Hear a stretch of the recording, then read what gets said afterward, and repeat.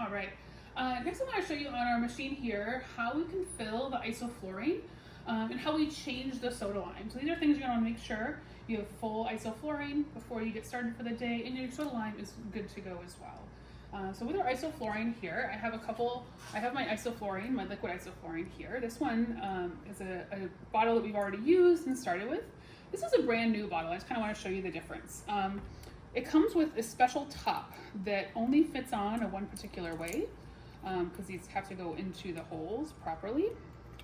This top, it's important that when you finish a bottle of isoflurane, you don't throw this top away. They are not disposable. Your practice manager will be upset if you throw this guy away because it's kind of expensive for a little piece of plastic case. But he helps us get our isoflurane into our vaporizer here. So here you'll see there's a little knob. You turn this to fill. And we have our guide here of how full it should be. And this line here, we can kind of see the liquid. I'll try to shake this machine a little bit. We want it close to the top line, but it has to be between these two black lines for it to work properly. So this one's pretty close to full, but I can top it off just a smidge. So I'm going to pull off this plastic part here. I'm going to untwist this. And I'm just going to pour a little bit into the hole here.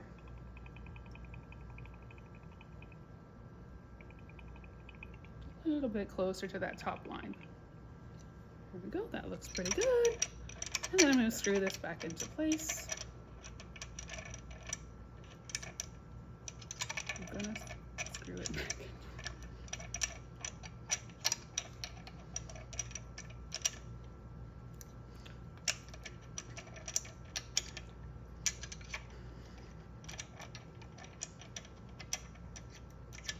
There it goes. All right, so that guy's filled up now. All right, so that's that. And then our soda lime back here. We have our soda lime here. On the back of our machines, you'll notice that there is a sheet here that's going to help guide us with how much this soda lime has been used here. Normally this will be filled out with the date that it was changed, the initials of the person that changed it, and then every time you do anesthesia, at the end of that anesthesia event, you're going to come mark these out with an X with a little dry erase marker for how long we use this particular machine for. So that's an important step to make sure this has kind of been changed. This soda lime here is about due to be changed, and I want to show you how we do that. So this here, you just unscrew it from the bottom. Falls down. That's kind of what the top looks like. The granules that in here, if they're expired, we're just going to take them and toss them into the trash. And then we need to refill it with new granules. These granules actually already are new, just haven't filled out the back of our thing yet. So I'm just going to show you how we would normally go about doing that. The soda lime here granules, we want it filled up to about this top line, how this one has been filled. But it's important that we don't get any in this hole here. This allows the air to go down and then come back up through the granules to absorb the carbon dioxide. So normally when we're filling this, we put a syringe in there just to fill that hole so we don't get any extra granules in here. We're going to come over, we have our soda lime canister right here. We're going to remove this top here, and then this allows you to set this on the ground here, and you'll be able to pour more granules in. It'll be a little bit of a tricky process, make sure you get it in there. Then once it's full like this, going to remove that syringe, and we're going to put it back on our machine here.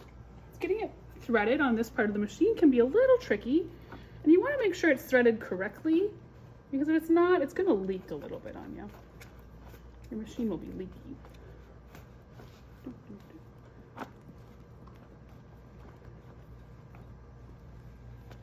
Just struggling with putting things on today.